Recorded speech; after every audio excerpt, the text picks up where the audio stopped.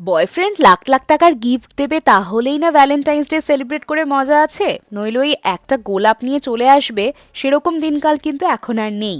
হ্যাঁ, বেশ কিছুদিন আগে ইনস্টাগ্রামের একটা পোস্টে এটা দেখলাম, এবং দেখে আমার সত্যি খুবই অবাক লাগলো, জানো তো। আমার কাছে অনেক বেশি ইম্পর্ট্যান্ট হলো নিজের সঙ্গীর জন্য সময় বার করা, তাকে ইতিবাচকভাবে বেড়ে উঠতে সাহায্য করা এবং তার কঠিন সময়ে তার পাশে থাকা। বিগত কিছু বছর ধরে আমি এমন কিছু মানুষের জন্য আমার এনার্জি নষ্ট করছিলাম, কিছু বন্ধু, কিছু আত্মীয়, যারা আসলে কোনোদিনও আমার ছিল না।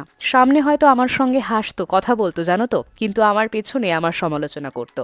একটা সময়ের পরে আমি বুঝতে পারলাম, চিনতে পারলাম মানুষগুলোকে। তখন আমি আমার এনার্জি সেখান থেকে সরিয়ে এমন কিছু মানুষের দিকে নিয়ে গেলাম যারা সত্যি আমায় চায়, আমায় মন থেকে ভালোবাসে, আমায় ক্রিটিসাইজ করলেও আমার সামনে বলার সাহস রাখে। তোমাদেরও কি আছে এমন কোনো বন্ধু যে কিনা তোমার সঙ্গে, তোমার সাথে বেড়ে উঠতে চায়? তার নামটা জানিও।